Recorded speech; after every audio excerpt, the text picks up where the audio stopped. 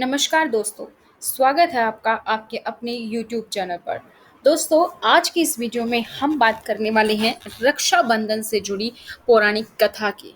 क्या कथा है, क्यों मनाया जाता है रक्षाबंधन, क्या है इसका इतिहास, सभी चीज़ें इस वीडियो में हम जानने वाले हैं।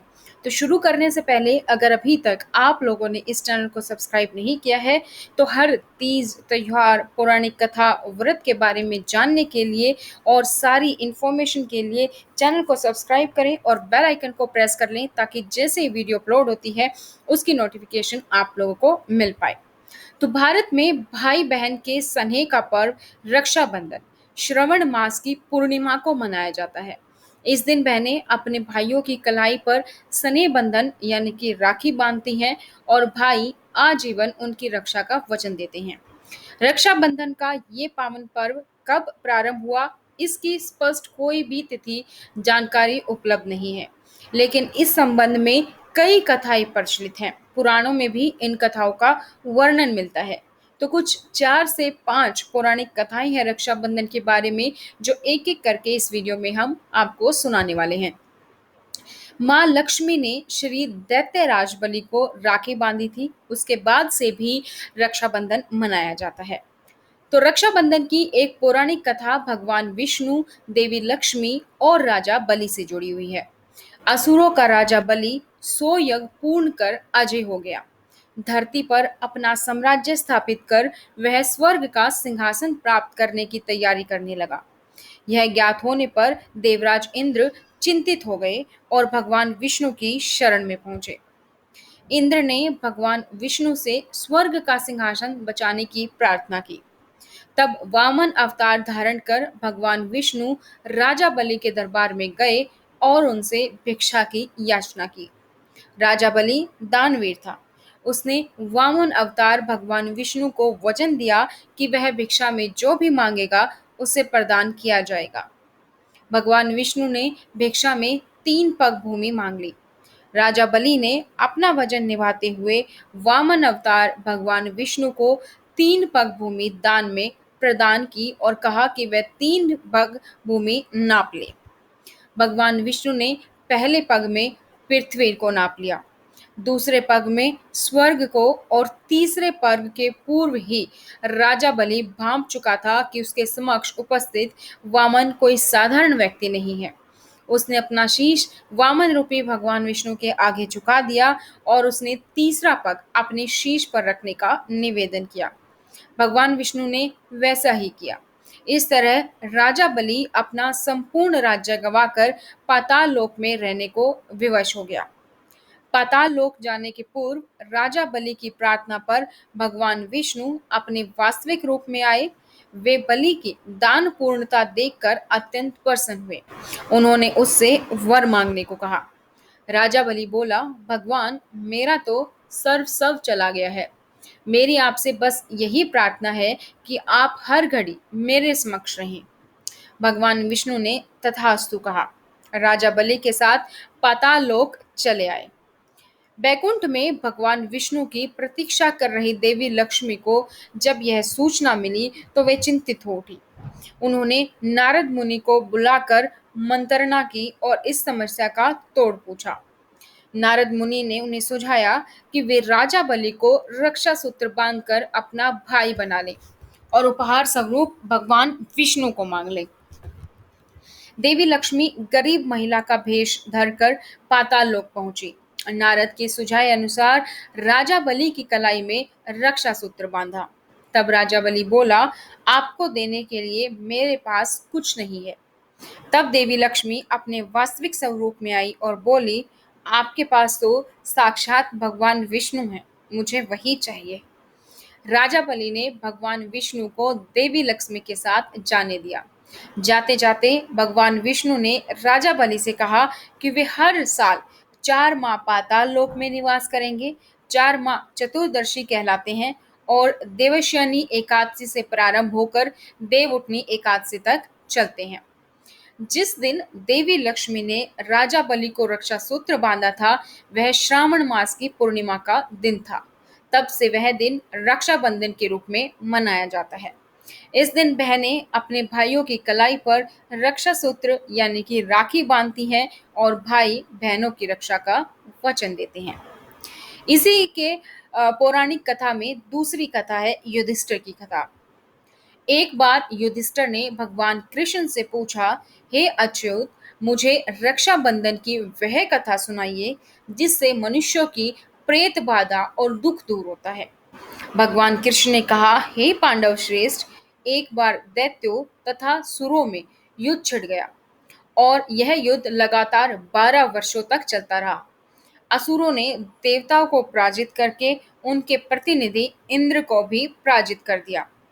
ऐसी दशा में देवताओं सहित इंद्र अमरावती चले गए। उधर विजेता दैत्यराज ने तीनों लोगों को अपने वश में कर लिया। उसने राजपद से घोषित कर दिया कि इंद्रदेव सभा में न आए तथा देवता व मनुष्य यज्ञ कर्म न करें। सभी लोग मेरी पूजा करें।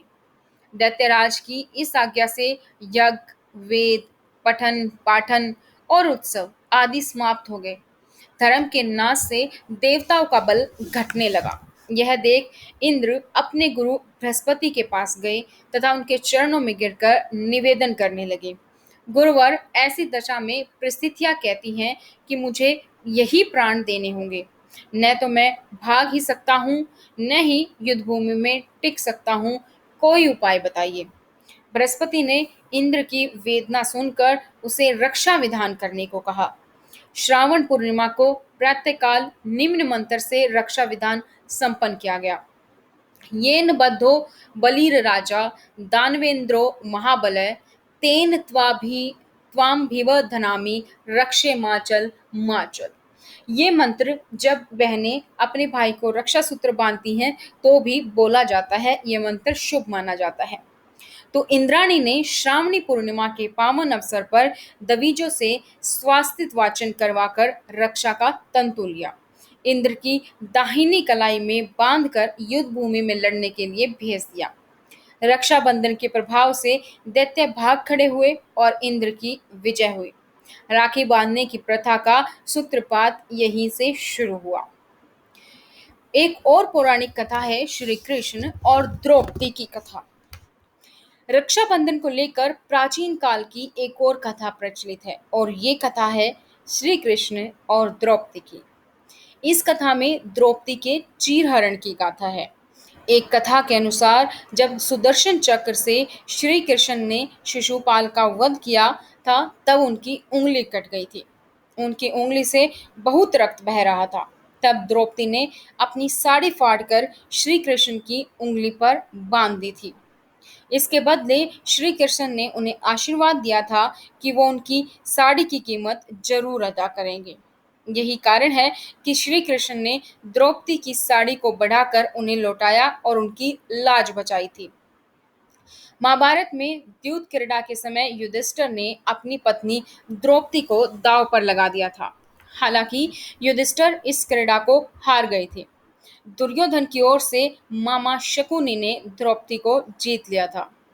द्रौपदी को अपमानित करने के लिए दुशासन द्रौपदी को बालों से पकड़कर घसीटते हुए सभा में ले आया था।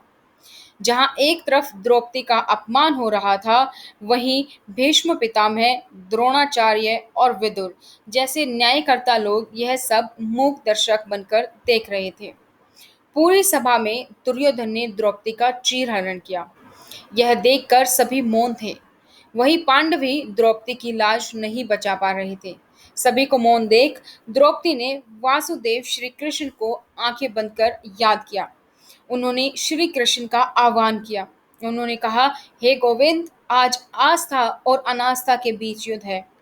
मुझे देखना है कि क्या सही में ईश्वर है। द्रौपदी की लाज बचाने और उनकी राखी की लाज रखने के लिए श्री कृष्ण ने सभी के समक्ष एक चमत्कार किया। वो द्रौपदी की साड़ी तब तक लंबी करते गए जब तक दुशासन थक कर बेहोश नहीं हो गए। उस सभा में मौजूद सभी लोग इस चमत्कार को देखकर हैरान रह गए। तो यहाँ से भी रक्षाबंधन की कथा शुरू होती है। एक और कथा है देवराज इंद्र की और देवी लक्ष्मी की। इस कथा का उल्लेख भविष्य पुराण में भी मिलता है। एक बार 12 वर्षों तक अनवरत देवों और असुरों के मध्य युद्ध होता रहा। इस युद्ध में देवता गणों की पराजय हुई। देवराज इंद्र सभी देवों के साथ अमरावती चले गए। उधर असुरों ने तीनों लोकों पर कब्जा कर अपना राज्य स्थापित कर लिया और घोषणा करवाई कि इस राज्य में अब यज्ञ, वेदों का पठन पाठन, पूजा और धार्मिक अनुष्ठान नहीं होंगे। इस तरह तीनों लोकों में धर्म का नाश होने लगा और दुखी और चिंतित देवराज इंद्र गुरु बृहस्पति के पास पहुंचे। उस समय गुरु बृहस्पति के साथ उनकी पत्नी सूची भी उपस्थित थी। देवराज इंद्र की व्यथा समझते हुए वे बोली, देवराज, कल ब्राह्मण शुक्ल पूर्णिमा है। विधान पूर्वक तैयार किया गया रक्षा सूत्र मैं आपको प्रदान करूंगी। उसे कल रक्षा विधान करवाकर आप ब्राह्मणों द्वारा अपनी कलाई पर बंधवा लेना, आपकी विजय होगी। ब्राह्मण शुक्ल को प्रातःकाल देवराज इंद्र ने सूची द्वारा दिया गया रक्षा सूत्र ब्राह्मणों द्वारा अपनी कलाई पर बंधवाया और उसके प्रभाव से युद्ध में देवताओं की विजय हुई।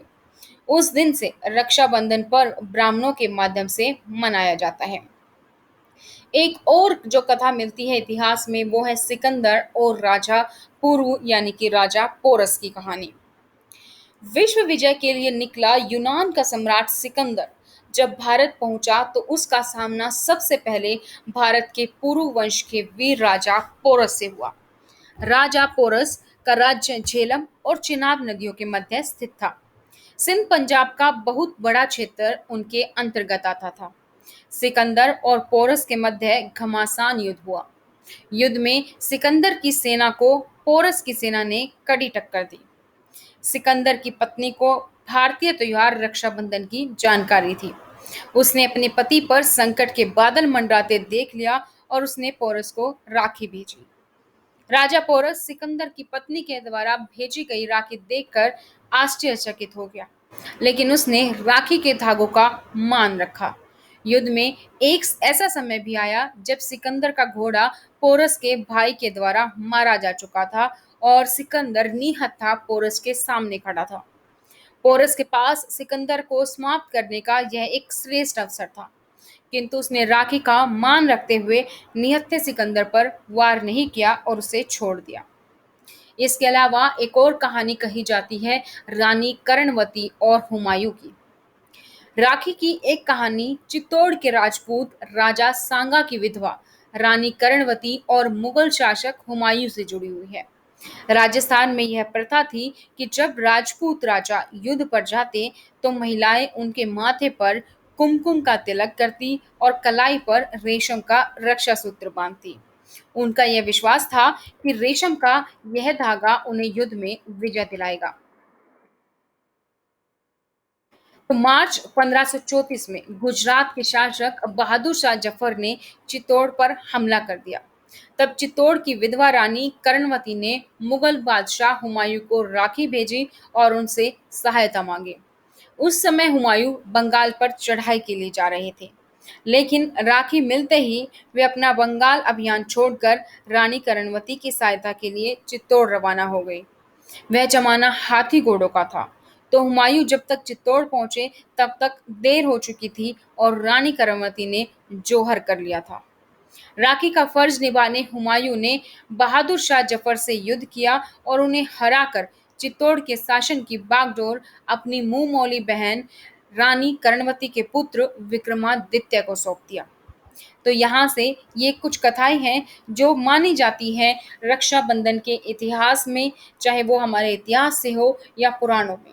तो मैंने आपको पौराणिक कथाएं भी बताई हैं और इतिहास भी बताया है। उम्मीद है आपको ये वीडियो पसंद आई होगी। वीडियो को लाइक करें, शेयर करें और अगर अभी तक भी आप लोगों ने चैनल को सब्सक्राइब नहीं किया है तो हर तीज, त्योहार और फेस्टिवल से जुड़ी जानकारी के लिए चैनल को सब्सक्राइब करें और बेल आइकन को प्रेस कर लें ताकि जैसे ही वीडियो अपलोड होती है उसकी नोटिफिकेशन आप लोगों को मिल जाए। आज की वीडियो में इतना ही, फिर मिलेंगे नई जानकारी के साथ। तब तक थैंक यू।